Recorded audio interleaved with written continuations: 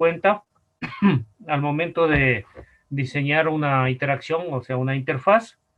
Entonces, recuerden mostrar toda la información que sea relevante para despertar la intuición en los usuarios, los mensajes de error, no abusar de ellos, sino los más significativos. Es mejor, en vez de exagerar en poner pantallas de mensaje, es mejor hacer el control, ¿no? La verificación, ¿sí?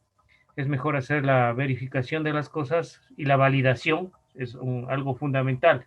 A través de la verificación y la validación, usted restringe algunas cosas que el usuario intuya que debe hacer, evita que cometa errores y evita sacarle mensajes, ¿no? Entonces, los mensajes no es que no deben ir, pero deben ser significativos, los más significativos nada más, porque el abuso de mensajes también puede caer en que le haga sentir culpable al usuario, ¿no? Y eso provoca frustración. Minimizar el número de acciones de entrada en datos que necesita usar el usuario. Bueno, eso ya tiene relación con lo que les dije, ¿no? Al usuario lo que menos le gusta es ingresar datos porque siente que puede cometer errores, ¿no? Entonces, donde sea estrictamente necesario ingresar información. Ahorita con Big Data y con todo, usted puede hacer enlaces y arqueos de información para poder, eh, ingresar, para poder ya con el código o el DNI del usuario recuperar esa información, y solo lo que tendría que hacer el usuario es verificar si todo está bien, modificar lo que no esté y listo, ¿no? Entonces, eso hay maneras ahora, al menos con el avance de la tecnología, en hacer más rápido esto. Hacer más rápido en interfaz, porque para ustedes más trabajo en hacer, pero obviamente hay las herramientas necesarias para hacer, ¿no?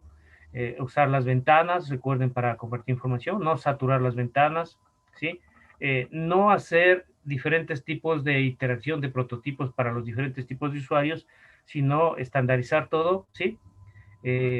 Porque haría sentir que están en otros sistemas y esa no es la idea, ¿no? Están en sistemas diferentes y esa no es la idea. Hacerles sentir que están todos en un ambiente familiar, en el mismo sistema, y si hay opciones que no deben acceder, simplemente se las bloquea. Eso es todo, ¿sí? Proporcionar ayuda a todas las acciones de entrada, eso sí, por eso les decía, ¿no? El documentación, la ayuda es parte de la documentación, es algo fundamental que se debe tener en cuenta y se debe ir haciendo a la par, ¿sí? Y eliminar todo lo que sea innecesario, ¿no? Que sea redundante y todo, para eso hay que hacer una revisión. Como se hace la normalización en las bases de datos, así se hace una revisión también en las iteraciones para ir eliminando lo que es innecesario, ¿sí? Entonces, en el diseño, ¿qué deben utilizar? Deben utilizar pantallas de retiro. ¿Qué son las pantallas de retiro? En donde se muestra información relacionada con el registro que se desea eliminar, o sea, las pantallas donde hace eliminación de algo. Entonces, cuando se hace eliminaciones es donde más errores cometen, porque dice que desea eliminar, sí, y se acabó. Entonces, el usuario no se siente seguro porque no hay una interacción, y lo que hace el usuario es ir a consultas, verificar en consultas, y si ahí no está, entonces confirma que se ha eliminado. Pero si el usuario es intuitivo, si el usuario no es intuitivo, eliminará otra vez buscando, tal vez cometiendo un error, lo que traería problemas, ¿no? Entonces, un caso es pérdida de tiempo, en el otro caso peor, le obliga a usted a cometer errores al usuario. ¿Por qué? Porque no pone una interacción, ¿no? O sea, cuando se elimina algo, debe confirmarle al usuario que se eliminó o que no se pudo eliminar, ¿no? De acuerdo a, ya saben, eso es mucho que ver en base de datos, tal vez quiere eliminar datos que no debe hacerlo, ¿sí? Por la integridad de las bases de datos. Entonces, usted, si no controla eso y el usuario quiere eliminar, pues no hay problema. Simplemente avísele que no se puede eliminar, pero dígale por qué. Pero en términos que el usuario entienda, ¿no? Cuidado con hacer con términos técnicos, decirle, no se puede eliminar por la integridad de la base de datos. Pobre usuario, ¿qué tiene que ver con eso, no? Entonces, por favor, transformen a mensajes que sean netamente comprensibles y tratables por el usuario, ¿sí? Pero lo más sencillo es generar una caja de diálogo en donde se confirme el eliminado o si hay errores, ¿no? Entonces, pero lo que les decía, ¿no? Guardar la integridad con la base de datos, o sea, no todo se debe eliminar, eso ya saben ustedes, ¿no? Entonces, o filtran la información para que diga qué puede eliminar, eso es verificación o validación, pero si muestra todo, entonces avísele al usuario por qué no puede eliminar, pero debe controlar eso. Entonces, otra parte también fundamental que a veces tienen errores es el manejo de los mensajes de error, ¿no? Bueno, en donde cometen errores al diseño o omiten, ¿no? Les parece que hay cosas innecesarias, eso es los peores errores que cometen al desarrollar, ¿no? Centrarse demasiado en los datos, en las reglas del negocio y no pensar en el usuario. Entonces, no, hay que ir haciendo a la vez. Es más trabajo, nadie lo dice que no, es mucho más trabajo, pero es un sistema eficiente. Y obviamente de ahí está la explicación que siempre les digo, ¿por qué un buen software cuesta? ¿Por qué un buen software cuesta? Un software con calidad, y eso es lo que ustedes deben elaborar. Ustedes son de software, son ingenieros, no pueden hacer soluciones tibias, deben hacer soluciones reales. Entonces, esto es lo que a veces piensan que hay que poner como quiera y todo, bastante les he dicho mensajes de error. Entonces, deben manejar adecuadamente los mensajes de error, ¿no? Describir el problema en lenguaje que pueda entender el usuario, ¿sí? Proporcionar información constructiva para que sepa por qué ocurrió el error, o sea, que no se sienta culpable el usuario, ¿sí? Y también indicar las consecuencias, ¿no? Para que el usuario tenga más cuidado también.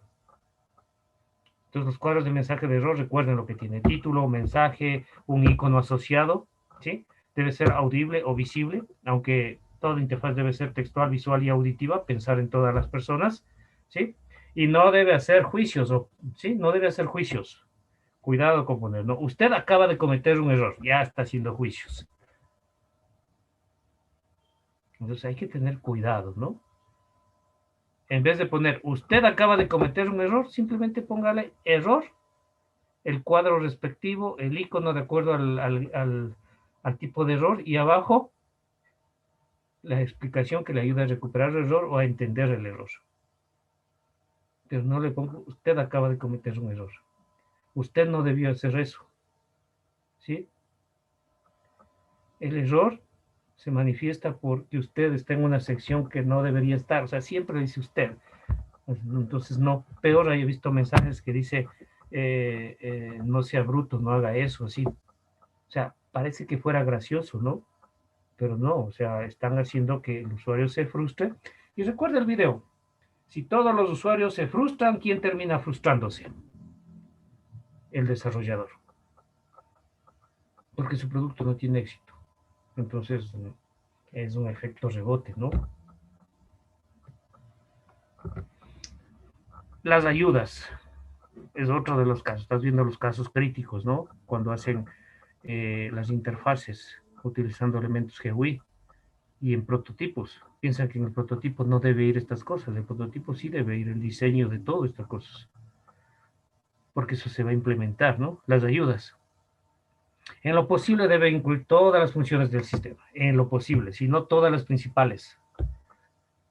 Porque hay dos tipos de ayudas: las rápidas, donde van los principales, y las ayudas tipo manejo del sistema, ¿no? Que son más complejas. Texto. ¿Cómo se implementen? Hay muchas maneras. Lo que sí ya no se necesita actual es, por ejemplo, editar un libro de ayuda del sistema, ¿no? Si no, van asociadas en línea al sistema. ¿Cómo se llaman las ayudas? ¿Cómo se hace el llamado? ¿Cómo se enlazan? A través del menú, la tecla y el botón de ayuda. Recuerden todos los tipos de usuarios. En el menú, en la parte de acerca de esta, la ayuda, hay una tecla de función que hace la ayuda, o un botón, un icono en donde está el símbolo de ayuda, ¿sí? El botón de ayuda también, o sea, todo eso, pero no son tres ayudas distintas, no van a la misma ayuda, sino que son tres maneras de interactuar con la ayuda. La ayuda no se despega en la misma ventana, sino en una ventana diferente, haciendo referencia al documento escrito y donde esté como título ayuda. Y no le confunda al usuario, eso es en la mayoría de algunos sistemas he visto eso, no sale la ayuda, cierro la ayuda y se cierra todo, no.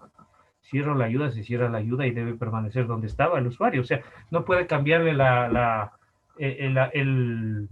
de trabajo porque está pidiendo una ayuda sobre ese momento, lo que está sucediendo en ese momento. Entonces, a veces cometen eso. Generalmente cometen cuando desplegan la ayuda en la misma ventana. Cometen un error porque primero le tapan el área de trabajo donde estaba la ayuda, no le ayudan a visibilizar. De pronto el usuario quiere asociar la ayuda con lo que ese momento ocurrió. Por eso debe sacar una ventana diferente. Así cierra esa ventana y la ayuda sigue ahí, ¿no? Entonces eso hay que cuidar. Porque sí he visto sistemas en donde cierro la ventana de la ayuda y se cierra todo el sistema. Entonces esas cosas no deben suceder. Bueno, entonces estas son las partes críticas que debe tomar en cuenta en el diseño de las interfaces. Lo que a veces no le gusta hacer, pues ahora tiene que hacerlo, ¿no? Para cumplir con las directrices, las pantallas de retiro, los mensajes de error y las ayudas. 3 puntos que a veces no les gusta tomar en cuenta en el diseño de la interacción. Y ahora sí, recomendaciones para usar los elementos de interfaz, ¿sí? En las pantallas de entrada de datos, las ventanas, hay donde ingresa datos, ¿sí? Donde es llamadas pantallas de colección de datos, aunque son de entradas, ¿no? También, en donde se ingresa la información. La idea es que sea de forma rápida y precisa. Eso se mide, ¿no? Rapidez y precisión, eso es usabilidad, eso se mide en estas pantallas. También el manejo de los usuarios, o sea, cuando se evalúa la usabilidad en forma directa, porque también es en base a la reacción del usuario, no es que se hace con un solo usuario, se hace con unos 2 o 3, con una muestra de usuarios.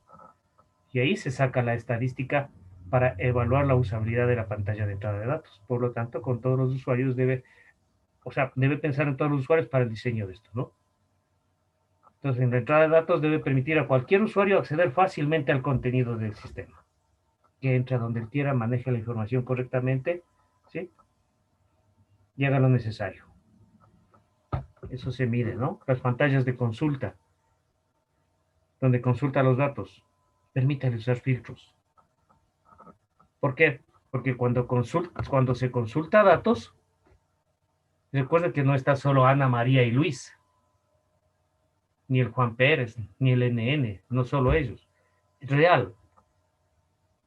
Gran información de la base de datos. Entonces, ayúdenle al usuario a filtrar esa información. Claro, consulta y le saca unos 300 datos de su consulta, pobre usuario. Ayúdele a organizar esa información, dele opciones. Eso es ingeniería ya. Eso el usuario no le va a decir. En su modelo de usuario va a decir, sí, yo hago las consultas y me debe sacar estos tipos de consultas y necesito esta información. Ahí entra la ingeniería. ¿Cómo le voy a ayudar a que el usuario maneje esa información de una manera más eficiente? No puedo hacer la técnica del chorizo, ¿no? Un chorizo de resultados y ahí está su consulta. Dice, pero chuta, y con el teclado arriba, flecha abajo, con la barra de desplazamiento, ¿cómo visualizo 3000 datos? ¿Dónde encuentro lo que realmente quiero? Entonces, priorice las cosas en base a las experiencias del usuario y evalúe filtros. Eso ya es parte suya. Eso es automatizar. Eso es ingeniería. ¿Sí? Entonces, ahí sí ayude a trabajar de mejor manera con las pantallas de consulta el contenido de las bases de datos. ¿Qué se utilizan en estas pantallas? Campos de texto.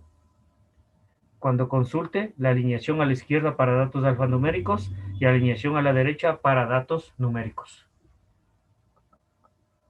Sí, recuerden cómo se escriben los números, ¿no? Alineación a la izquierda para conceptos alfanuméricos. Incluye espacios en blanco o cortes definidos en los datos. No los haga unidos, pegados, ni amontone todo. Trate de no crear campos de texto para datos que sean 0 o que sean en blanco. ¿Sí? Para que el usuario intuya, ¿no? Pantallas de pregunta y respuesta.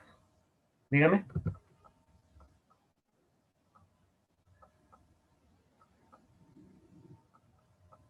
Claro, o sea, yo consulto, ¿no es cierto? Consulto información, por ejemplo, de una persona NN.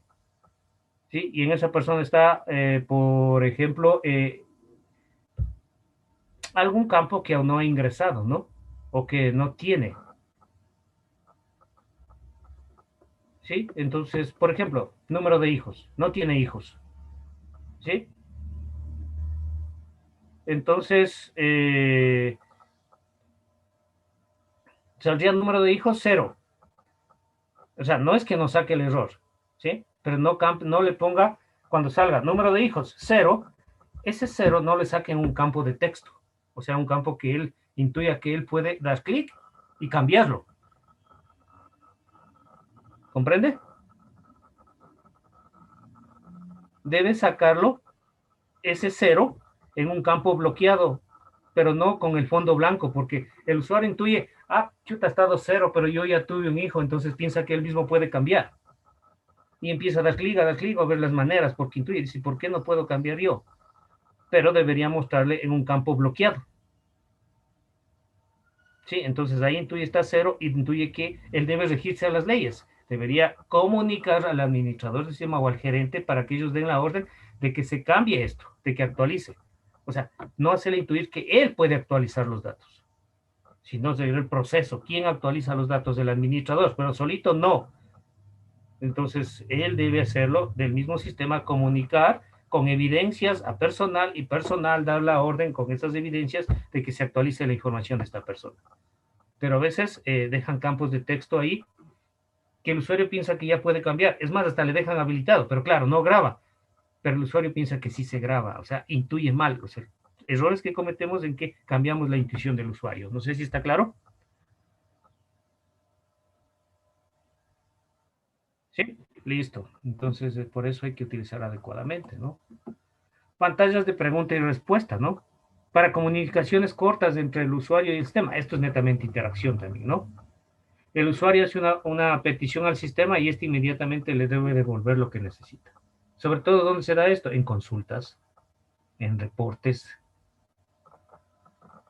Entonces son pantallas de pregunta y respuesta. Ahí entra la ingeniería también, ¿no?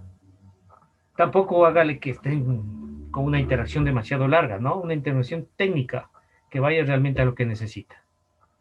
Es más, cuando ponen un poco de inteligencia, incluso hay sistemas, incluso hay sistemas que preguntan, ¿no? ¿Qué quiere sacar? Le dicen los filtros, le dice aceptar, y el sistema le dice, ¿es la información que usted necesitaba? ¿Sí o no? Y si le dice sí, perfecto. Y si le dice no, entonces le da otras opciones para filtrar. Es ayudarle al usuario, ¿no? Entonces son pantallas de pregunta y respuesta. Los menús, bueno, eso sí, ya saben, lo que pasa es que hay que tener mesura en el uso de los menús y utilizar estándares, ¿no? ¿Por qué? Porque es efectivo esto, porque es lo que más está acostumbrado el usuario a utilizar. Y claro, usted puede implementar, no se olvide, implementar primero los menús textuales. De esos menús textuales, usted lo más común puede simplificarlo utilizando la barra de herramientas, ¿no? Lo que más necesita el usuario. Pero son opciones que están en el menú. Y para el usuario experto en el menú van las teclas rápidas o hotkeys. ¿Sí? Entonces, si el usuario se olvida algo, busca los menús, entonces hágale menús intuitivos, no mezcle las opciones, haga las opciones intuitivas, grupos de opciones que estén relacionados con el título del menú. ¿Sí? Entonces, recuerda, hay tres clases de menús. Los simples, en la pantalla y punto nada más. Lineales, se requieren 2 o 3 pantallas para completar su función, y múltiples, ¿no? Más de 3 pantallas de opciones dentro del menú. Entonces, bueno, son los límites del menú. Yo les había dicho no más de 3, exageradamente 5 niveles, porque se satura, ¿no? Y van consumiendo demasiado en la pantalla. Y sobre todo en los de escritorio. En los web se utilizan de otra manera que ya hemos de ver, ¿no? Entonces, ¿qué van a aplicar en las pantallas, en las ventanas? Los botones. Reglas para poner botones. Sí, ya sabemos, hemos visto que es parte de GUI los botones de comando. Es la única manera de hacer acciones directas, ¿no? Entonces, el usuario debe hacer botones intuitivos. ¿Para qué? Para que el usuario esté en capacidad de saber qué conlleva la acción de un botón, con solo ver el nombre, ¿no? Entonces, miren, sí, no, cancelar, está bien. Entonces, ¿qué dice? ¿Qué tiene que intuir? Que sí hace la acción. No, no hace la acción. ¿Y cancelar? ¿Qué pasa? ¿Cuál es la diferencia entre no y cancelar?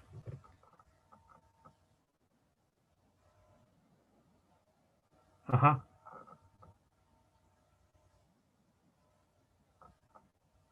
ajá. Exacto. Esa es la diferencia. Muchas gracias. Sí, hace la acción. No, no hace la acción y sale. En los dos sale. Hace la acción, sale. No hace la acción, no hace la acción y sale. Cancelar se queda en el mismo estado. Esa es la diferencia. A veces le confunden, ¿no? Entre no y cancelar. ¿Por qué? Le dicen no y se queda ahí. Cancelar y se queda ahí, entonces el usuario se confunde. Y de ahí en adelante ya no sabe cuál es la diferencia entre no y cancelar. Entonces estandaricen eso y manejen adecuadamente. Y otra parte es, bueno, aquí, no, ya debe estar por acá, ¿no? Las recomendaciones. Aquí están las recomendaciones. Use los botones de comando solo para acciones frecuentes o acciones críticamente inmediatas, ¿no? Acciones frecuentes y críticamente inmediatas. Perdón. Nombre los botones cuidadosamente y use los estándares de la industria, ¿no? No mezcle. Ok, Hans, estos son los estándares. Esos son los equivalentes en teclado, eso es lo que hacen. No vaya a poner aquí, ok, no, cancel. A veces ponen yes, no, cancel. No saben la diferencia entre ok y yes. Entonces, cuidado, ¿no? Es mejor si poner en español y ya. Si el sistema es en inglés, todo en inglés y ya. Esto es utilizar los estándares de la industria, ¿no? Los que ya se conocen. Y considere el reemplazo del botón OK, aceptar, por uno más específico, ¿no? ¿Sí? Entonces, por ejemplo, aquí, no hace falta el OK porque voy a imprimir, la acción es imprimir. No voy a decirle OK, ¿no? Entonces, imprimir y cancelar. ¿Ya? Ajuste el tamaño de una serie de botones al tamaño del botón más extenso. Esa es otra cosa, ¿no?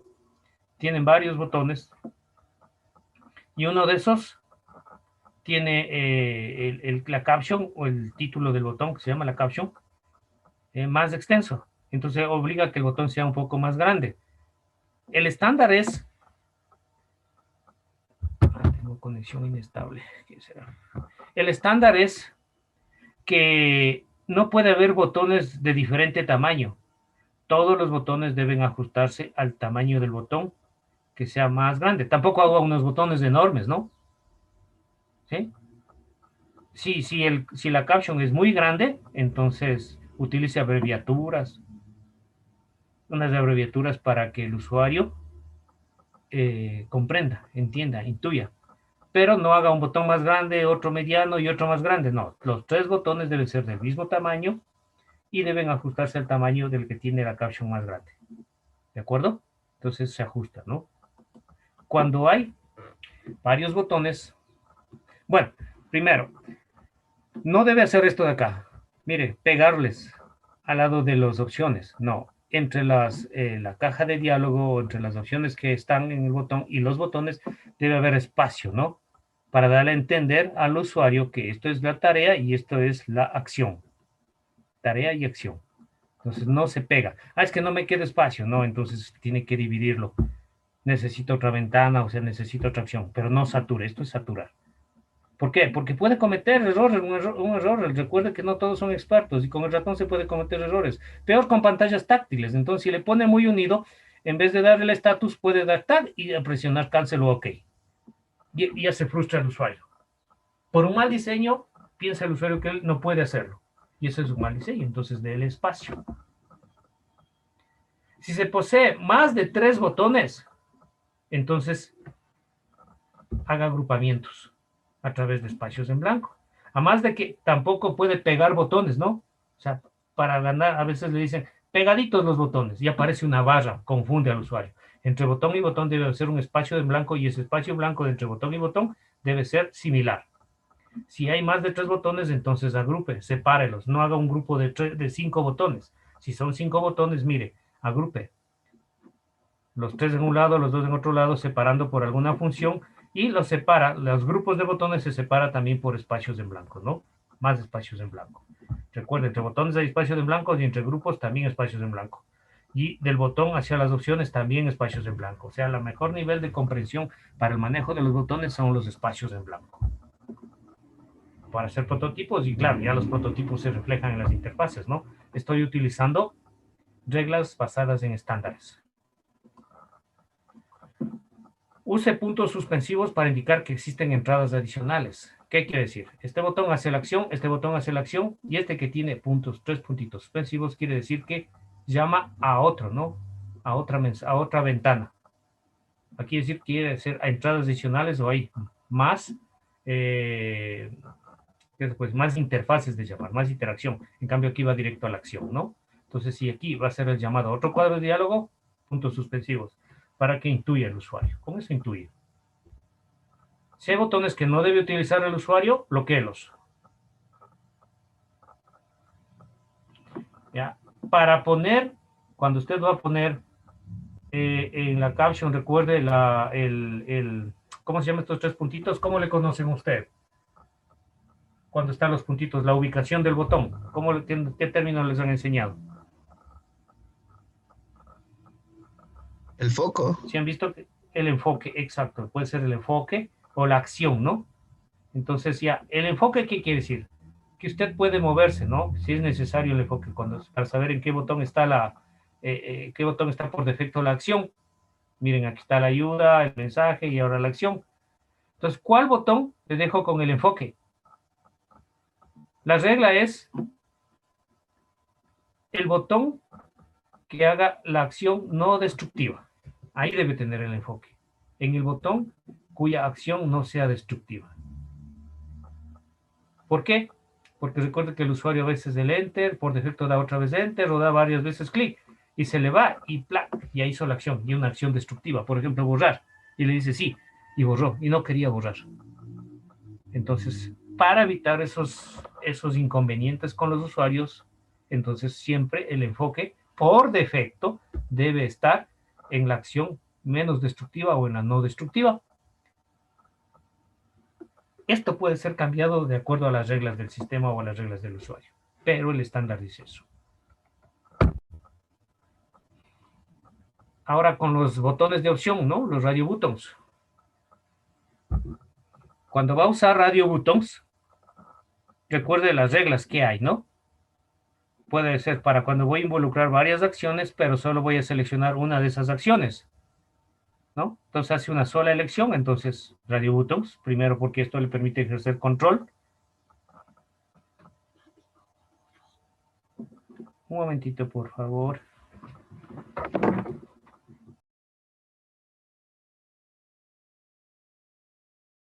De hecho, esto ya por la característica del radio botón me permite ejercer control, ¿no es cierto? Porque solo te puedo tener varias opciones y solo seleccionar uno. Ahora, las reglas para usar los radio buttons estándares es, primero, bueno, cuando se va a elegir de una lista, elegir una opción. Pero las opciones deben ser nombradas descriptivamente, nada de abreviaciones, deben ser nombradas descriptivamente, ¿sí? Y cuando hay muchos botones de opción, hay que hacer agrupaciones, ¿sí? No tener un montón de botones de opción, sino clasificarlos por alguna característica y hacer agrupaciones. Ahora sí, en los botones de opciones sí hay reglas. Usted, de acuerdo a cómo vaya a diseñar su interacción, usted puede alinearles horizontal o verticalmente, no hay problema, eso sí, ¿sí?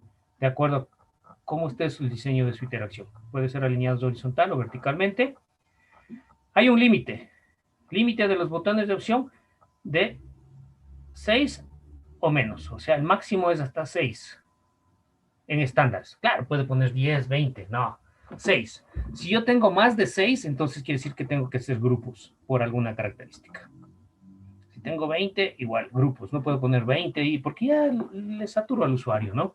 Imagínense, le pongo que elija de entre 20 opciones una, ¿no? Entonces hay que ayudarle. Ya saben, la mejor manera para ayudar al usuario es al agrupamiento. Esa es una regla, ¿no? Mao Zedong, el arte de la guerra. Divide y vencerás. Igual acá. ¿Qué tiene que hacer? Divide y ganará. ¿Por qué? Gana confianza del usuario. Punto. Todo tiene un fundamento de dónde salen las reglas, ¿no? ¿Ya has escuchado el libro de Mao Zedong, El arte de la guerra? No. No. Bueno, les recomiendo leer, es un libro muy antiguo. De ahí sale todo esto, ¿no? Divide y vencerás y todo lo demás. Confúndeles y se pierden. Sí, y de ahí se toman ideas. Claro, es el arte de la guerra, habla de estrategias, pero esto también es una estrategia. Entonces, cuando yo tengo un montón de opciones, no saturo todito porque el usuario, ¿cómo encuentra? Se confunde. Entonces, ¿qué hago? El límite para cada grupo es de 6 o menos, máximo 6. Tampoco mínimo 1, ¿no? Porque si tiene 1 ya no tiene sentido de que utilice radio buttons. Entonces sería ¿cuánto? El mínimo. Por intuición, ¿cuánto sería el mínimo? 2. 2, exacto. Máximo 6. Si hay más de 6, tengo que hacer agrupamientos. ¿Y cómo usted los presenta? ¿Cuál va primero, segundo y tercero? Usted debe hacer, esto debe tener un fundamento, no poner como quiera. Usted, como diseñador, debe decir por qué este primero, por qué este segundo y por qué este tercero. Elija el mejor orden para los botones de opción. por frecuencia, por tarea lógica, por orden alfabético, ¿sí? Lo que sea. Pero usted debe decir, esto va a este orden por esto. Todo lo que usted haga en ingeniería debe tener un fundamento. Esa es la regla. ¿Está claro? ¿Preguntas hasta ahí? ¿No? Bueno. Ahora vamos, cuando solo había una opción. Si solo había una opción, no puedo usar Radio Bluetooth. Entonces utilizo, ¿qué? Lo que está acá, ¿no? Los checkbox. Por eso, ¿qué hacemos, no? Si los usuarios necesitan hacer selecciones de sí o no, on, off u otra elección binaria, use un único checkbox en lugar de botones de opción. También hay que ver, ¿no? Debe analizar, o sea, en vez de dos radio buttons en algunas elecciones donde sea unarias, binarias, entonces mejor elegir dos botones de opción. Sí, perdón, mejor elegir un checkbox, perdón, en vez de botones de opción, ¿no? Entonces tiene que hacer un análisis profundo de eso cuando yo estoy, ¿sí? Claro, aquí da un ejemplo que antes se utilizaba, ¿no? Por ejemplo, masculino y femenino. No puede utilizar un checkbox. ¿Qué quiere decir? Que si marco es masculino y si no marco es femenino, ¿cómo intuye eso el usuario? Obligadamente tendré que utilizar radio buttons, masculino, femenino, aunque ya ahora con la entidad de género ya esto ha cambiado, ¿no? ¿Sí? Entonces hay que analizar bien, ¿no? El sí o no. No es que yo marco sí y no marco es no. ¿El usuario cómo intuye eso?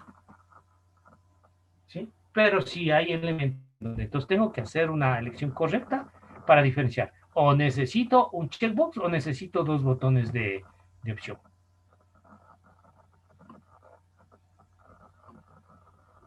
Es un poco complejo esto, pero esto se evalúa con el usuario. ¿Qué le parece? ¿Intuye esto o intuye esto? Pero hay reglas en donde obviamente ya un checkbox sería mucho más eficiente, ¿no? Entonces la idea de los checkboxes es ser útiles para tener varias opciones, varias entradas de datos, pero la diferencia con los otros es que aquí yo puedo hacer múltiples selecciones, ¿no? Por ejemplo, para filtros, para ordenamiento, le digo que me liste por tal, tal, tal y ya.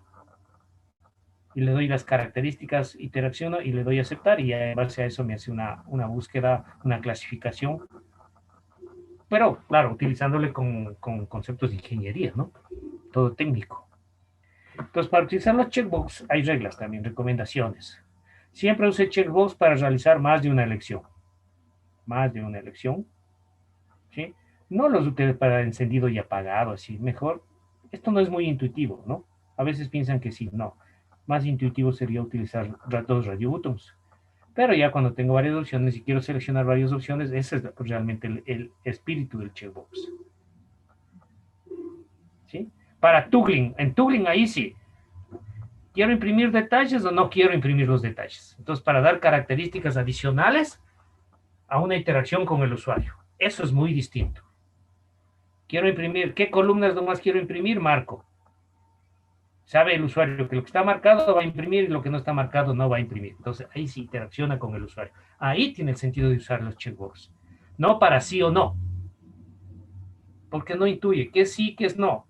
Marcado o no marcado. Entonces, mejor radio buttons. A veces piensan que, pero funciona, pero no es intuitivo para el usuario.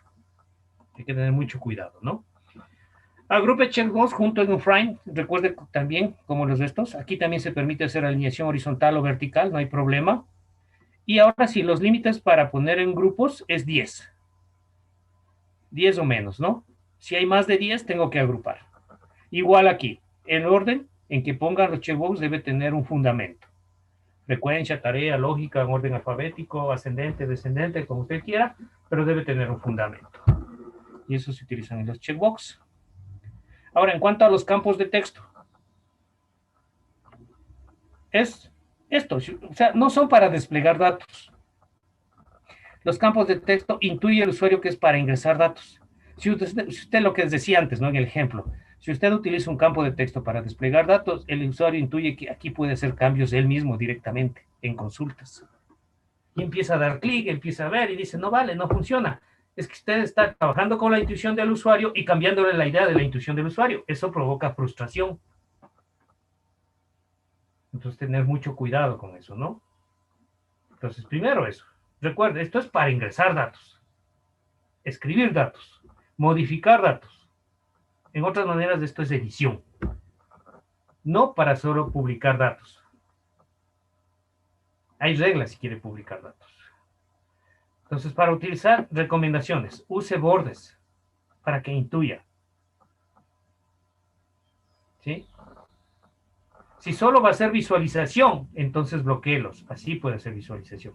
Entonces, ahí el usuario, si le ve, el usuario intuye. Si le muestra aquí, el usuario intuye que puede cambiar, modificar, editar. Si lo muestra así, ¿sí?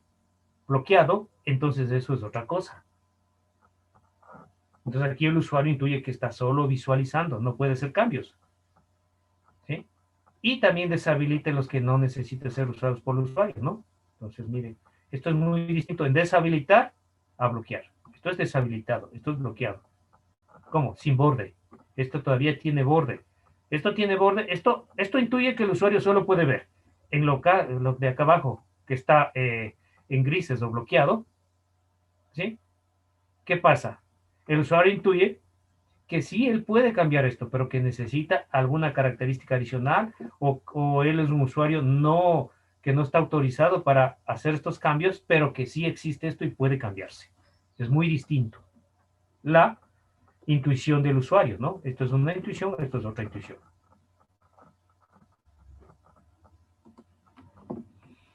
Reglas, cuando son varios. Haga uso del tamaño del campo para indicar la longitud. O sea, es bonito a veces dicen esto, ¿no? Lo de acá. Dicen, qué chévere, todos igualitos. Pero esto cambia la intuición del usuario. Claro, a no ser que sea necesario, ¿no? Miren acá. Si pusiera todos estos bien cuadraditos, bien del mismo tamaño, el usuario pensaría que tiene que ingresar más datos. No, mejor es hacerlo. No hay problema si los pone de diferente tamaño los campos de texto. No estoy hablando de los títulos, estoy hablando de los campos de texto. No hay problema. ¿Por qué? Porque eso intuye que debe ingresar, ¿no? ¿Sí? Pero claro, también pueden ser variables, ¿no? Si son variables, entonces hágalos del mismo tamaño. Por ejemplo, las name, username y dirección. Entonces, claro, no sé cuánto va a ingresar, entonces ahí sí puedo utilizar. Pero de donde yo ya sé, entonces trato de ajustarme a la longitud para ayudar en la intuición del usuario. Esto así de campos uniformes no hay problema. No es que se ve feo, no. Esto ayuda en la intuición al usuario. Ahora sí, coloque nombres a todos los campos de texto, los títulos, los nombres a la izquierda, ¿sí? Y todos los nombres deben ir terminados en 2 puntos. Esa es la regla. Y entre los nombres y el campo de texto debe haber un espacio. Si los nombres son más grandes, entonces los campos de texto se ajustan. Si ven aquí, dejo más espacio. ¿Por qué? No puedo, ahí sí, quedaría horrible, ¿no? Ponerle este campo de texto más acá para que se ajuste. No, tengo que alinearlos. Si ven que están alineados, miren aquí, strict. Es una frase pequeña, es un título pequeño, pero me alineó con el título más grande. ¿Está claro? ¿Alguna pregunta? ¿Sí me escuchan, no? Sí. Listo, son reglas. Los listbox, campos de lista. Para elecciones, ¿no? Puede presentar en un listbox o en combo box. Una diferencia ahí, ¿no? Entonces, ¿qué pasa con los listbox? Puede presentar gran cantidad de información. Entonces, recomendaciones. Use campo de lista cuando tiene muchos datos. La regla, muestre de 3 a 8 elementos al tiempo. Si hay más de 8, no trate de hacerle tremendo para que se vea todo. No, solo de 3 a 8 es el estándar. Y el resto se visualiza con la barra de desplazamiento. Entonces, siempre se han preguntado, ¿por qué no lo hace más grande para ver? No, el estándar es mostrar de 3 a 8. Porque si no se satura la pantalla. Y el problema es si yo le hago un campo enorme, si el usuario elimina y me deja 3 campos, se desperdicia. Entonces, no, el estándar es de 3 a 8 y el resto, si hay más, se visualiza con la barra de desplazamiento. Si solo hay 8, esta barra de desplazamiento no tiene que aparecer. ¿Por qué? Si no hay barra de desplazamiento, el usuario intuye que ya no hay más. Pero si usted le pone aquí 4 elementos y la barra de desplazamiento, el usuario va a estar, es que aquí sí hay más, pero no sé por qué no me funciona, ya le frustra. Con solo poner un elemento que no debe estar ahí. Esto tiene que ser programado. Si hay elementos que completen el estándar, no hace falta la barra de herramientas. Si supera el estándar, barra de desplazamiento. Esto indica que hay más. Y si no hay más y usted le pone esto, ya le está cambiando la intuición del usuario. ¿Sí? Entonces, todo esto tiene que ser dinámico, ¿no? Filtros para listas demasiado largas, lo que les decía, ¿no? Cuando hay un montón de listas, entonces ayúdele que filtre. Hace la consulta, le saca esos datos, va a desplegar más, sabe que hay más, pero déle opciones. Esto es ingeniería, ¿no? ¿De dónde saco? UX, experiencias de usuario, comenzando con el usuario, pero necesitas realmente todo, o sea, él se saca información a través de técnicas de investigación o mediante la observación, ve que él saca el listado y de ahí con un marcador va, a veces se le ve manualmente, ¿no? Que imprime un listado enorme y después con un resaltador va viendo. Entonces mi observación es, ¿qué es lo que él resalta? De ahí saco la idea de aplicar filtros. Hay que trabajar con el usuario, no solitos. Y si es que quiere más interacción con el usuario, a veces se combina con un cuadro de diálogo para que el usuario, ¿sí?, seleccione y haga búsquedas más rápidas, ¿no? Ingresa aquí datos y en base a eso activa. Interacción. Ya depende de cómo trabaje el usuario. Campos de listas múltiples. Estos eran los simples, ¿no? Los múltiples. ¿Cuáles son? Ay, perdón, los múltiples. Ya me pasé. No, ya no me pasé. ¿Dónde está? Ya, los campos de lista múltiples son una opción de uno o más datos, ¿no? Cuando puedo elegir uno o más datos de aquí. Pero es muy complejo para los usuarios esto, saber que puede seleccionar uno o más datos. ¿Dónde se utilizan los campos de lista? En lugar de muchos checkbox, ¿ya? Entonces marca, marca y marca. Considere colocar unas pequeñas instrucciones al usar campos de listas múltiples, ¿sí? Porque el usuario a veces no intuye qué hay que hacer con esto, entonces póngale unas pequeñas instrucciones para saber qué tiene que hacer. Pero cuando es de selección múltiple, no puedo seleccionar esto de acá, lo que yo quiero. ¿Sí? O si no, use filtros. O sea, ayúdele, ¿no? Selecciono esto o puedo mover lo que necesito. Entonces, hay muchas opciones que puedo hacer. Puedo seleccionar de acuerdo a las características acá. ¿De dónde saco estas características? Experiencia de usuario. ¿Cómo veo la experiencia de usuario? Técnicas de instrumentos de investigación. Y también puedo utilizar, ahora sí, el benchmarking también. Entonces, miren. ¿Sí? Y cuando yo quiero ayudarle al usuario, agrego esto, ¿no? ¿Qué quiere ver? ¿Qué quiere remover? O sea, ayudarle a trabajar con el usuario. Un diálogo con el usuario. Los sliders para datos continuos, ¿no? Donde yo controlo la ejecución, yo controlo las barras. También debo utilizar, ¿no? Y los árboles también. Esto ejerce control, ya hablamos de esto, ¿no? Es diferente a un trackbar. El trackbar se desplaza solo después de la programación que dé. Los sliders controla el usuario. Él decide hasta dónde va, cuánto de, tanto de. Y los árboles es para hacer búsquedas también. No se utiliza mucho porque esto más con usuarios un poquito más expertos para ir abriendo cómo maneja Windows las carpetas, ¿no? También puedo crear árboles. Listo, entonces miren, esas son reglas un poco más simples, pero que de pronto simplemente trabajo con lo que ustedes ya saben, con elementos que ustedes han utilizado y aplicándole un poco de estandarización, que ya vamos a ver cómo manejan los estándares, ¿no? Reglas que nos van a ayudar a hacer mejores interacciones y a despertar mejor la intuición con los usuarios. No les saturamos, no le cambiamos las expectativas y lo que es más importante, no le frustramos, ¿sí? Recuerden siempre lo que ocurrió en esas videos, ¿no? Pensó solo, no pensó en el usuario, fracaso. Los usuarios no les gusta, se sentían frustrados. Todos los usuarios frustrados, recuerda el último episodio, ¿qué pasó con el desarrollador? Se frustró, terminó frustrado. Si todos los usuarios se sienten satisfechos, el grado de satisfacción, entonces el desarrollador, el líder de equipo también termina con un grado alto de satisfacción. Eso se refleja ahí, ¿no? Se frustra. ¿Por qué? A veces piensan que es fácil echarle la culpa al usuario.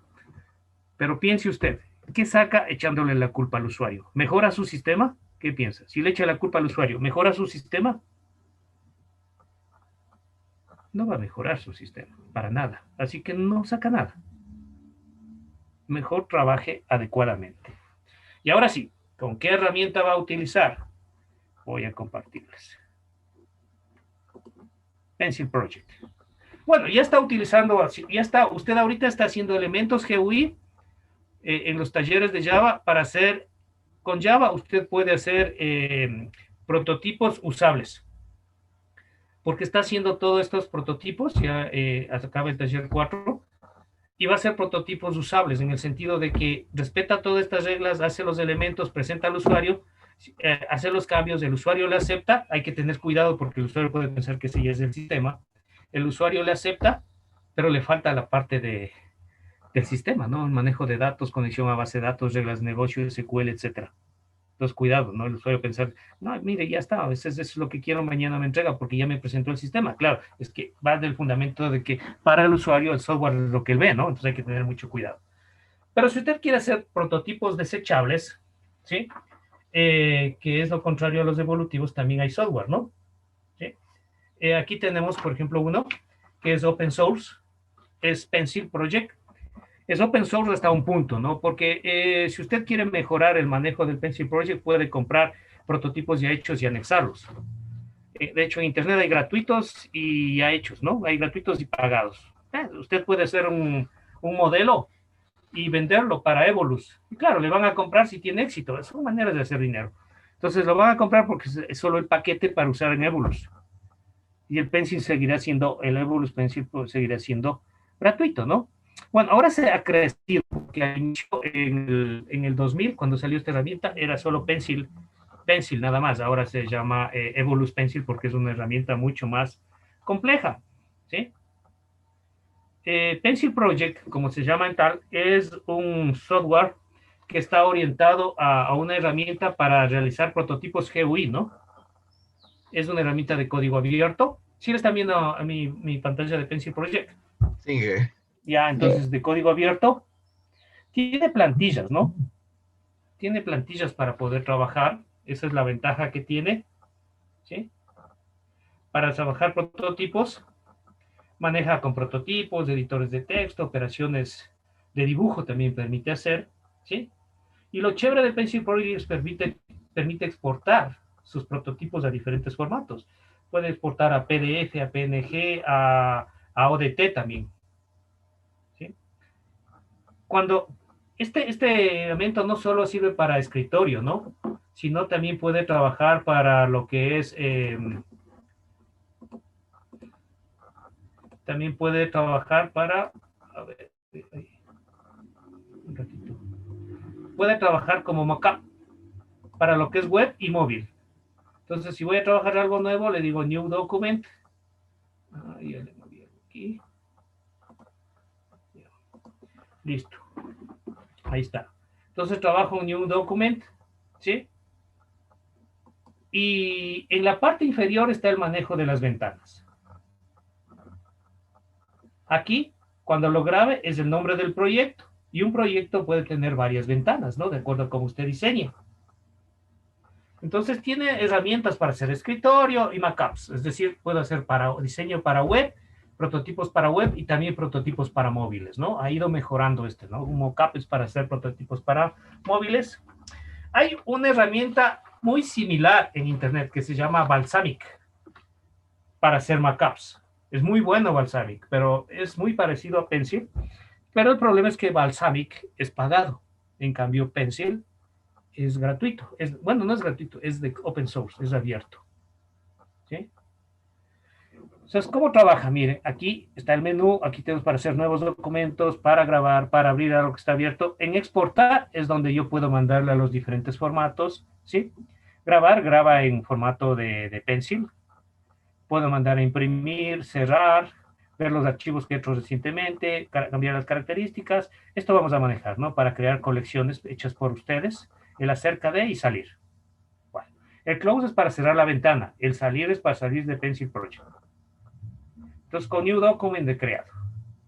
Entonces, para indicarles más o menos cómo trabaja, voy a guardar este proyecto sin hacer nada y le digo Save. Entonces, cuando guardo el proyecto, ¿sí? Le voy a decir, qué sé yo, ustedes son de quinto, ¿no? Le digo, mi proyecto se va a llamar quinto 1. Y entonces se guarda con formato de pencil, que es gzip, comprimido.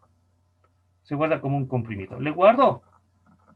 Y entonces miren en la parte inferior, ya tengo el nombre del proyecto y esta es mi primera ventana. ¿Sí? Entonces esa primera ventana le puedo decir inicio. Aquí le puedo cambiar el nombre. ¿Sí? Propiedades.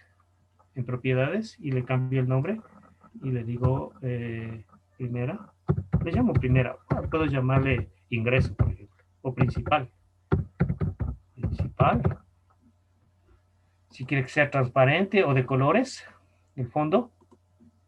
Y le digo actualizar. Y ya está. Entonces, ¿no? Y así puedo ir generando otras. Por ejemplo, le digo new, no, aquí new documents para ese nuevo proyecto. Aquí clic derecho y le digo new page, genera otra. Y le digo ingreso, la pantalla de ingreso voy a hacer acá. ¿Sí? Igual, si quiere que sea transparente o de colores. Fondo de color, si es fondo de color, le dice qué color, porque entonces va a ser un color para diferenciar. Create y se crea. Y ahí va mi proyecto y las ventanas que va teniendo. ¿Sí ven? ¿Sí está claro? Sí, Ya. De la ventana, acá en la parte derecha tienen las propiedades. Bueno, de todos los elementos tienen las propiedades. Claro, ahorita como está en blanco no hay propiedades. Si quieren para ingresar páginas pueden ser con clic derecho o si no aquí dice Add Page también en la parte inferior. Están las características, ¿no? Para poner. Y aquí, si no me voy moviendo, ¿no? Como yo quiera. Si quiero hacer las ventanas de visualización más grande o más pequeño, ya saben, control scroll, le hago más grande, más pequeño, con el scroll del ratón, ¿no? ¿Sí? Pero ya, eso no es novedad. Listo, entonces tengo ahí, y así voy generando lo que necesito, pero este es mi proyecto, el proyecto se llama Quinto 1, ¿no? Ahora, ¿cómo trabajo aquí? Aquí en la parte de Shapes, ahí tengo todas mis herramientas, ¿sí?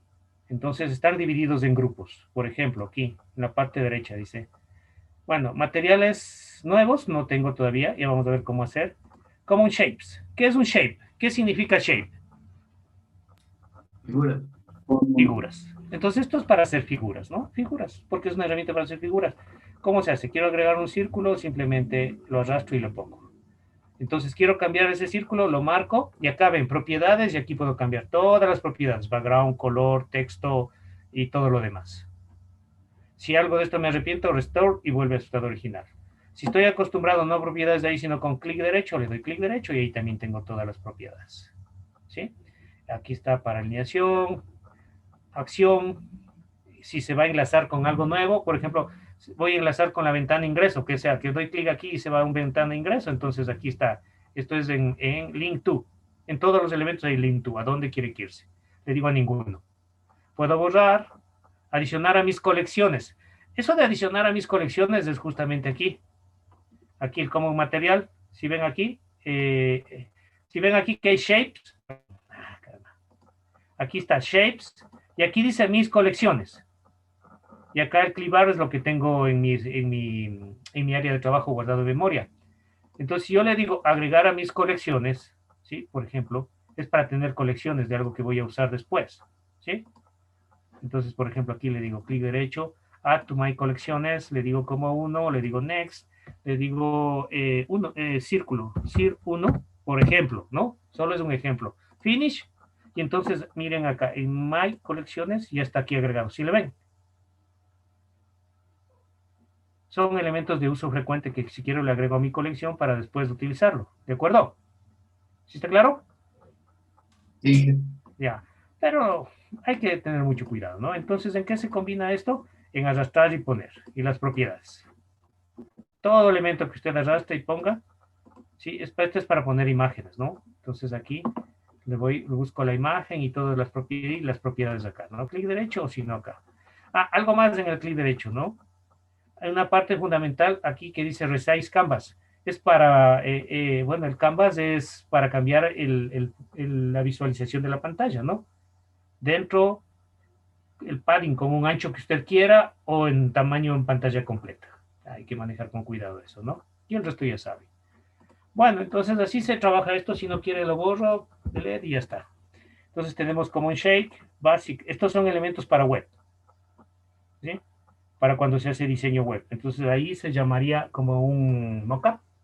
Igual, ¿no? Entonces en web para poner etiquetas, por ejemplo, la H1, la H2, H3, para ver cómo queda. Ustedes ya algo de web han visto y si saben lo que es la H1, H2 y H3 para manejar niveles de texto en HTML, ¿no es cierto? Enlaces.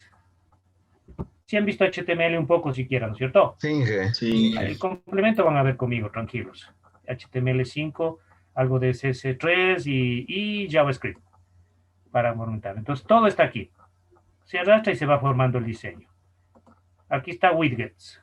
Widgets para escritorio. Bueno, ¿saben lo que es un widget? A veces otros le llaman como gadgets también. ¿Sí saben lo que es?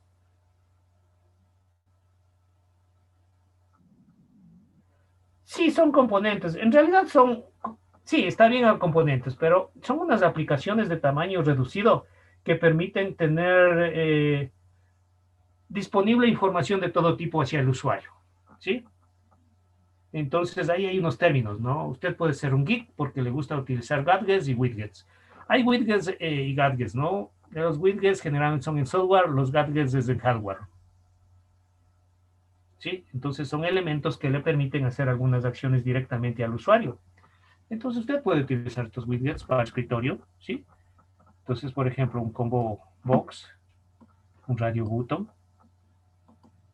pero son de diseño un poco cambiados, ¿no? Pantalla, progress bar y va representando todo. Entonces se arrastra y se pone las propiedades, eso es simple. Acá tenemos elementos GUI para escritorio, son widgets. Usted puede hacer la mezcla de todo, depende de su interacción. Pero claro, para hacer esa mezcla de todo, usted tiene que ver si la herramienta que usted va a utilizar le permite hacer ese tipo de interacción que usted va a presentar al usuario, ¿no? Aquí tenemos elementos GUI, lo que acabamos de ver, elementos GUI para escritorio, pero. Entonces, todo lo que vimos, ¿no? Aquí están los listbox, pero en su manera más simple, ¿no? Textual, elementos GUI.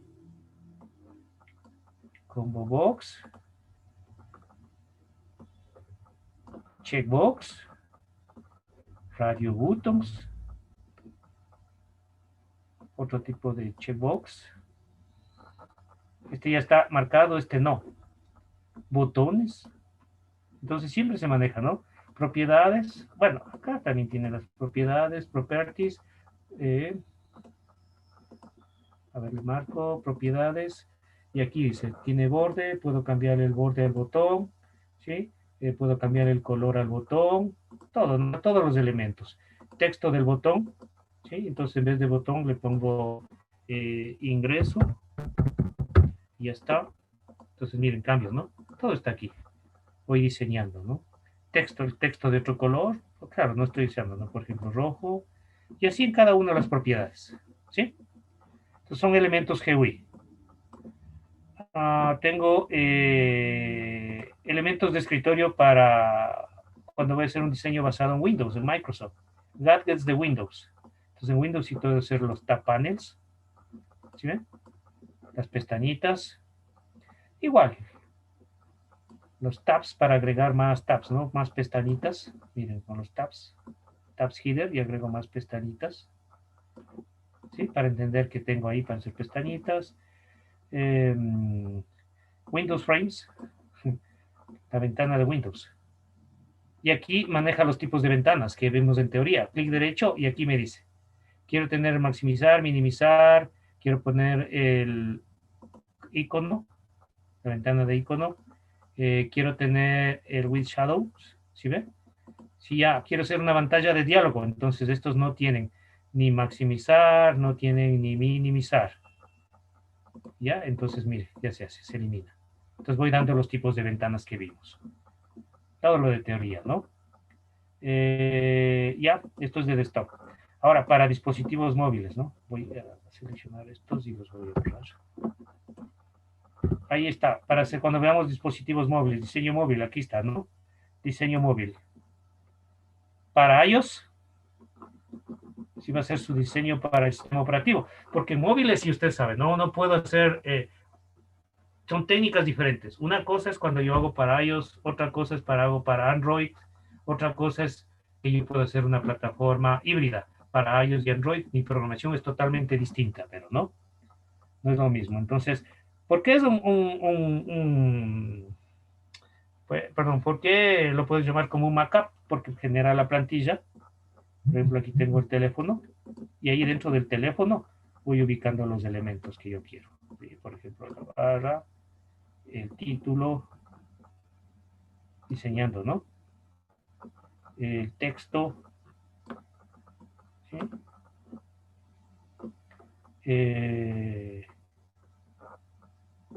Los campos para búsqueda, ¿sí? Los iconos y todo, ¿no? El diseño. Esto sí es que es mi teléfono.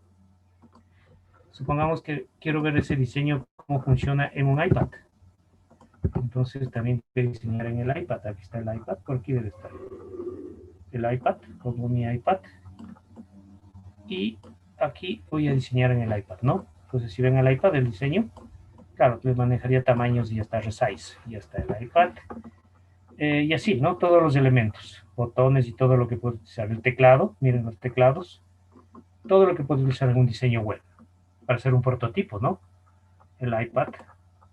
Para iOS, perdón, este wireframe, como un wireframe para iOS, la diferencia entre un mockup y un wireframe es que el mockup es mucho más directo, el wireframe es más textual. Miren el diseño en un wireframe, es un poco distinto, ¿no?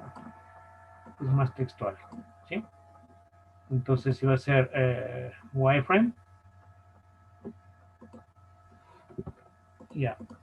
Bueno, eso en su momento, ¿no? Tenemos elementos de escritorio GUI, el calendario, miren, combo box, elementos GUI de escritorio, ¿no? También. Hay muchísimo elementos que le da. Y finalmente tiene ¿cómo es? Widgets para Genome. Genome ya saben que es una interfase para una interacción para Linux. Entonces, widgets para Genome, para hacer diseño, ¿no? Para Linux, para Open Source. Entonces, ahí simplemente ahí están. Los elementos son otros, ¿no? Botones, todo lo que maneja una interfaz hecha en Genome, ¿sí? Que es distinto, ¿no? Entonces, es que cada estándar es distinto. Ya vimos los estándares que había. Listo, entonces, ¿cómo maneja esto, no?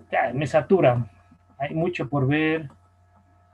Móviles, aquí me falta uno para móviles. Aquí está el móvil de Android. Solo habíamos visto de iOS. Aquí está el de Android también, ese, ¿no? Aquí está para Android. Igual le da el diseño, el mockup, ¿sí? Para el teléfono de Android, por ejemplo, por aquí debe estar. Aquí está. ¿Sí? El teléfono de Android. Y ahí se va ubicando todos los elementos para diseñar en Android. Arrastrando y poniendo, ¿no? Entonces, eso es un mockup. Entonces, su diseño se va ajustando al tamaño del celular. Entonces, ahí se va diseñando. ¿Está claro el manejo de las herramientas? ¿Alguna pregunta? Sí. Bueno, si es que se satura, o sea, ustedes quieren tener aquí las herramientas, solo las que ustedes van a necesitar, simplemente le da clic en esos puntitos del último, como dice el Manage Collection. Esa es una opción, Manage Collection. Y aquí me salen, ¿no? Toditos las herramientas que tengo. Entonces, por ejemplo, digo, no necesito el Common Shapes. Le digo que ya no sea visible. Cuidado con borrar. No borrar, solo quitar que no sea visible nomás. No necesito, no voy a hacer web. Y no necesito qué sé yo, los desktops, los widgets para escritorio. Y listo. Y le digo close. Y miren, ya no están aquí, entonces me reduce el tamaño, ¿no? Ya no están esos ahí. ¿Sí? Para poder trabajar más rápido, como usted se acomode. Y si ya quiero verles, pues no me voy. Otra manera, ¿no? Por acá, en Tools, Manage Collections, y le entra lo mismo. Y ahora sí necesito, los activo, no hay problema. Los activo y los activo. Estos de aquí que dice tareas, iconos, eso es algo que generé yo. Es decir, ya les voy a enseñar cómo ustedes también pueden generar su propia colección de elementos para hacer más rápido los diseños. Entonces aquí simplemente los que hay, ¿no? Le digo close y ya asoman acá. Eso administra usted. ¿Cuál es la idea? Bueno, la idea es que usted trabaje de la siguiente manera, ¿no? Y básicamente va a trabajar, por ejemplo, me voy voy a trabajar con Windows, por ejemplo. Digo Windows, ¿dónde está? Desktop. Ya, aquí. Entonces, qué sé yo, cojo un... Déjeme ver si tengo por ahí. Menú, programar, creo que aquí está. Tab panel. Ya, cojo un window frame y pongo mi window frame. ¿Sí? Voy a hacer un cuadro sencillo para ver el diseño. Entonces tengo mi window frame. Le puedo cambiar aquí el texto dándole doble clic o en propiedades. ¿Sí? Y le digo acceso. Acceso al sistema. Ya. ¿Listo? Como va a ser una pantalla de acceso, le configuro y digo, no quiero tener ni maximizar ni minimizar. Listo. ¿Ya? Configuro. Puedo cambiarle colores y todo, ¿no? Ahora voy a poner una etiqueta. Entonces acá arriba voy a ver si están las etiquetas. Una etiqueta y dos etiquetas. ¿Sí? Entonces, en esta etiqueta le digo va a ser usuario. Usuario, dos puntos, ya sabe, ¿no? Password. Dos puntos y ya está. Listo. Lo cuadro de acuerdo al estándar. Pegado. Ahora agrego y voy diseñando, ¿no? ¿Dónde estaba? Aquí, dos textbox. Un textbox y el otro textbox. Listo, está muy unido.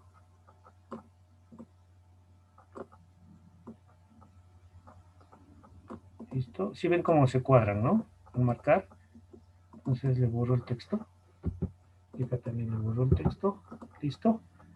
Tengo mis textbox usuario y... como abajo, password. Así como usuario. Esto indica que tengo que ir más allá.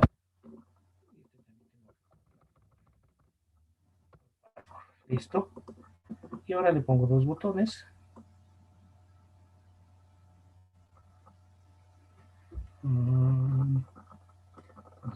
Aquí está.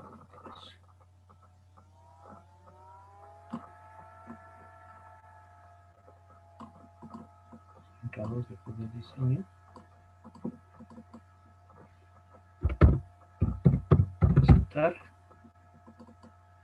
Cancelar. Y listo. Pues ahí tengo un prototipo hecho. ¿Cómo va a ser la pantalla de ingreso al sistema? Para moverle todo, marco y muevo todo. Y lo ubico donde quiero que vaya. Esa es la idea de hacer los prototipos, ¿no? ¿Cómo va a quedar mi pantalla de ingreso al sistema? ¿Sí? ¿Está claro cómo se diseña? ¿Alguna pregunta? Y ya no quiero, o sea, me da la pantalla de ingreso, pero cancelo, salgo. No quiero ser. Sería igual a darle que el cerrar aquí. ¿Sí lo ve? Equivalente. Ajá. Y así voy diseñando, ¿no? Entonces yo puedo diseñar muchos prototipos como los que tengo acá. Requiere tiempo, paciencia para hacer la idea de diseño. Siempre se lleva un bosquejo hecho en papel, ¿sí? Entonces, miren, hay diseños hechos. Por ejemplo, no voy a guardar los cambios. Qué sé yo. Un sistema de gestión tengo hecho para escritorio. Miren, aquí está la pantalla principal, cómo va a ser el ingreso de alumnos, la gestión de alumnos, cómo voy a hacer agregar alumnos, cómo va a ser otro agregar alumnos, ¿no? Bueno, tengo dos diseños de agregar alumnos. La pantalla principal, una aplicación de escritorio, gestión de alumnos, gestión de docentes, gestión de materias. ¿Ya? Y así voy trabajando. Ahora, miren, aquí en gestión de alumnos todo yo tengo elementos que yo he diseñado.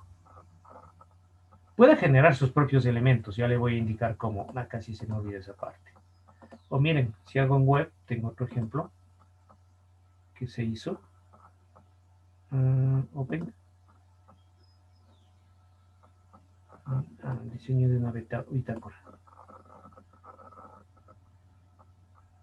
Para web, manejo de bitácoras. ¿Sí?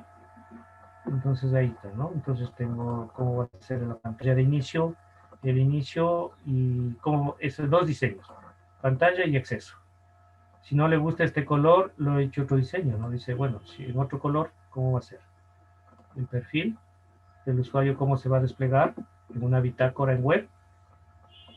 ¿Sí? Este es con otros colores, a ver cuál color le gusta al usuario, este o este. Calendario para manejar, otro calendario, otra manera. Entonces ahí voy manejando con el usuario cuál le gusta más. ¿Sí? Entonces, mira, aquí sí va a entender que es un diseño el usuario, ¿no? Es un prototipo. Y se va estableciendo el diseño. ¿Ya? Ahora, lo chévere de esto, ¿cómo le muestro al usuario aquí? No.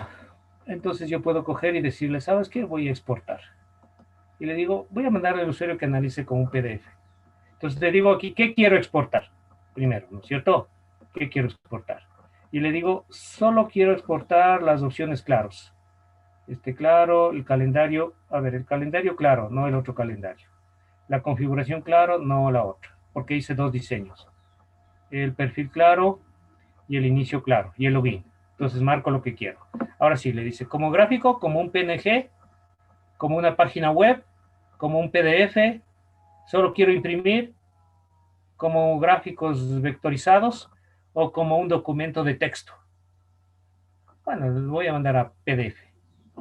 Y le digo export, me exporta como PDF, me dice cómo se va a llamar, le digo sí, bitácora de ya, y guardar. Y me genera un PDF. Ya les voy a enseñar cómo queda ese PDF.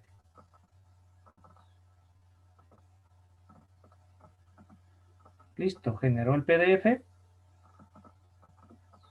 Ya está. Puedo visualizar. No sé si ustedes visualizan el PDF. ¿Visualizan el PDF o no? No. No, entonces yo les voy a ver que visualicen cómo quedó el PDF. Y visualizo mi PDF. A ver, ¿dónde está?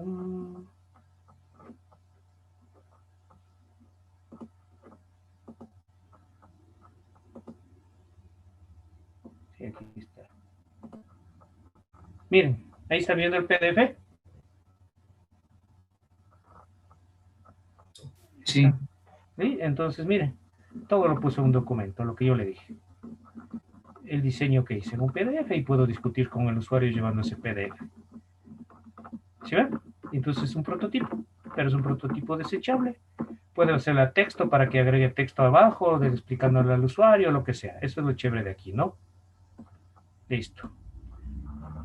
Entonces, miren, la flexibilidad que da el Evolus. ¿Sí? Flexible, ¿no? Muy flexible. Denme un ratito, busco unos iconos que necesito. Imágenes.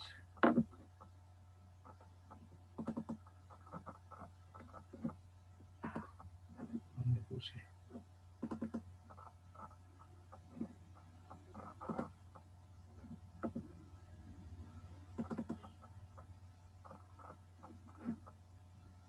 Ya se me olvidó.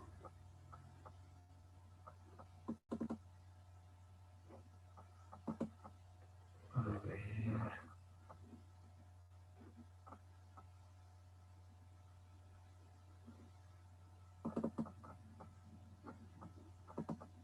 Este no es.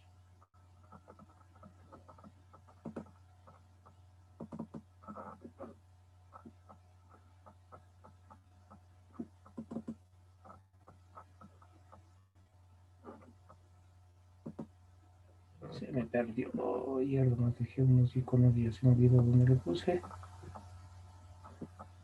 Lo que pasa es que ustedes pueden diseñar, ya saben, ¿no? En otras herramientas, diseñar sus propias iconos, diseñar sus propias, o bajarse imágenes, modificarlas para diseñar sus propios elementos de interacción que necesiten.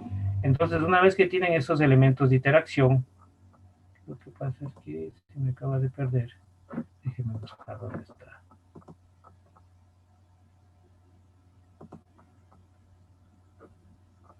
Imágenes guardadas, sistema de Evolus.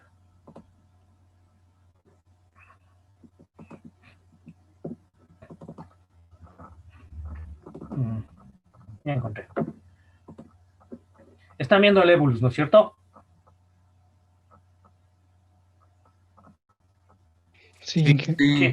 Entonces, ustedes pueden crear sus propias herramientas para trabajar. ¿Cómo lo pueden hacer? Simplemente vienen acá.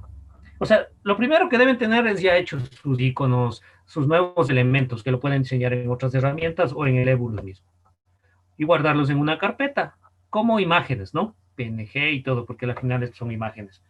Porque ya que sean activos sería otra cosa, ¿no? Eso ya se compra o se vende en internet, pero necesitan herramientas adicionales para hacer como estos, ¿no? Como cuadros de texto y todo. Pero en cuanto, por ejemplo, el logo de la empresa, formatos que utilizan la empresa, diseños, eso sí, son imágenes. Una vez que tengo esas imágenes en una carpeta, para no estar aquí importando cada dato, puedo hacer mi propia tabla de trabajo, ¿no? Entonces, ¿qué hago? Me voy a Tools, ¿sí? Y en Tools, en Developer Tools, tienen el Stencil Generation. Cogen el Stencil Generation, entonces aquí les dice para generar un nuevo stencil, que son estas barritas de herramientas. Entonces aquí dice Select Imagen. Entonces lo que tienen que hacer es, una vez que tienen las imágenes, en mi caso solo van a ver esto, ¿sí? Una vez que tienen las imágenes, cogen las imágenes y las arrastran y las ponen ahí en donde dice Select Imágenes. ¿Sí ven cómo lo estoy poniendo? ¿Se visualiza? Que asoman Sí. imágenes de alumnos, buscar docentes. Lo único que Sí. estoy haciendo es de la carpeta donde están mis imágenes, pues lo estoy arrastrando y poniendo ahí. Arrastro y pongo. Entonces, por ejemplo, esas imágenes los hice para trabajar en ese sistema de escritorio de administración de estudiantes. Listo. Esto voy a necesitar siempre para estandarizar, ¿no? Para guardar la hegemonía entre las ventanas. Entonces le pongo un nombre a esa colección. Es mi propia colección. Y le digo, le doy un nombre, ¿no? Y le digo, por ejemplo, estudiantes. Estudiantes. Ya, se llama estudiantes. Esa colección se llama estudiantes. ¿Listo? La descripción para sistema administración de docentes. ¿Ya? O administración de institución. ¿Ya? Si quiero lo pongo un icono. Aquí no tengo iconos, por lo tanto no voy a poner para representarlo, como estos iconos de aquí. No le pongo autor. Y le digo F, ¿ya? Miren, esto se va a almacenar en el sitio web de Evolus. Cuando se suba, no hay manera de cambiar el website. Porque es open source, ¿no?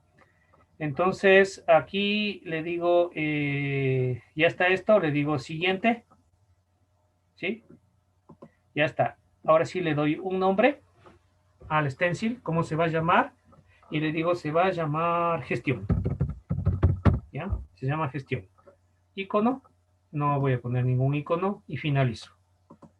Listo, se guarda. Ahora sí me dice dónde voy a guardar el archivo. Entonces le pongo una carpeta, ahí me va a salir dónde voy a guardar, ¿no? Le pongo una carpeta que yo quiero, ¿sí? Y le llamo gestión. Si yo quiero, ¿no? Gestión. Le guardo y se guarda. Listo. Ya. Entonces me dice, se ha creado esa colección. Ahora, ¿cómo utilizo esa colección? Recién se ha creado. Es una colección que yo creé. ¿Cómo utilizo esa colección? Me voy acá a las propiedades, al colección Manage Collection. Recuerden que aquí estaban las que necesito. Entonces aquí instalo. Tiene dos maneras de instalar. Install from file o install from repository. Install from repositorio si ya está en el repositorio de Evolus, ¿no? Porque recuerden que es open source. Pero como le guardé en mi máquina, le voy a poner install from file. Al poner install from file, debo de irme a la carpeta donde se guardó, ¿sí? Donde yo guardé, gestión, abro, donde yo guardé esa colección que yo hice, ¿sí? Y ya está. Y lo guardo y le digo close. Entonces, miren, aquí ya tengo estudiantes. Aquí ya tengo, ¿no? Miren, estudiantes. Yo les llamé estudiantes, ¿se acuerdan? Y aquí están los iconos ya, mi colección. ¿Sí le ven? Como parte de la barra. ¿Sí le ven que ya está estudiantes? Sí. Sí. ¿Ya? Entonces ya puedo utilizar esas herramientas que yo hice, esos iconos, esos logos que yo hice, ya puedo utilizarlos. ¿Sí? Y así optimizo el uso de mi Evolus, ¿no? Y esto lo puedo manejar, hacer más grande, hacer más pequeño. Como son imágenes fijas en propiedades, no hay mucho por hacer, ¿no? ¿Sí? Más que cambiar colores, como es bordes y nada más. ¿Sí? No puedo hacer más. Si hubiera hecho en otra herramienta que sea interactivo, entonces podría cambiarle algunas cosas más. Ya depende del dominio de las herramientas que usted vaya a utilizar. Y agrega Evolus. Y si hace una buena herramienta, una buena paleta, lo guarda en el... Lo vende, lo puede vender. Hay muchos que venden esto, ¿no? Ya hechos, iteraciones ya hechas o prototipos ya hechos, y usted aquí la agrega y ya está, pero primero lo compra. Hay otros que son gratis también. Entonces, de esa manera se los agrega desde repositorio, desde archivo, de acuerdo a cómo usted le den, y se utiliza. Y ya. Si ya no quiere utilizar, se va acá y lo desmarca, ¿no? Aquí está estudiantes. Ya no quiero hacer visible, ya no lo hago visible, desaparece. Visible, aparece. Como usted quiera. Administra y ya está. Y ya es parte de sus herramientas. ¿Sí ven? Y eso es Evolus. ¿Qué les parece? Sí está interesante, Inge, pero de lo que vi, los repositorios que tiene del Evolus mismo ya dejaron de actualizarse en el 2013. Claro, sí, sí. Es que lo que pasa es Sí, que no ha ido evolucionando más por el surgimiento de más. Ahora, como ya dije, ya vamos a ver con ustedes. Este es uno, pero ahora es que lo pasan y han surgido más Macapps. Pero lo que pasa es que la mayor parte de Macapps son pagados. Son pagados la mayor parte. O sea, es chévere utilizar Macapps. Sí, vamos a ver con ustedes, pero son pagados. Ese es el problema. Hay unos gratuitos, no los he utilizado yo mucho, pero sí me han avisado, estoy recién explorando, que hay unos nuevos gratuitos que son parte de Adobe. Sí, que son parte de Adobe. Entonces, bueno, yo recién estoy tratando de verlos, de aprenderlos, porque obviamente no son complejos en su manejo, ¿no? Pero eso es la idea para hacer un prototipo desechable, ¿sí? Entonces, ahora sí, para terminar con ustedes la clase de hoy, que hasta ahí va a ser, no alcanzamos a ver estándares y guías, pero bueno, eso no quiere decir que no vamos a ver, ¿no? Ahora sí les voy a invitar a bosquejar la solución del problema que van a hacer. Ustedes ya tienen los grupos de trabajo, ¿no? Entonces esos grupos de trabajo van a desarrollar el proyecto hasta el final del parcial. Si alguien se retira y todo el grupo como quede, y si queda uno, ese uno hace. ¿Sí? No vamos a alterar los grupos de trabajo, aquí ya saben. ¿Me quedé solo, me uno a otro grupo? No. ¿Sí? Entonces, ¿qué van a hacer? Vamos a dar solución a un problema que se presenta no solo ahora, en todas las elecciones, y ahora en tiempos de estos de pandemia fue más grave, más crítico. Y van a empezar ustedes a investigar con familiares, con amigos, con vecinos, a través de encuestas, preguntas, entrevistas, primerito, ¿no? ¿Por qué la gente pierde excesivamente la cédula de ciudadanía? O sea, es increíble. Saca un mes, al otro mes ya se acerca otra vez a pedir otra cédula.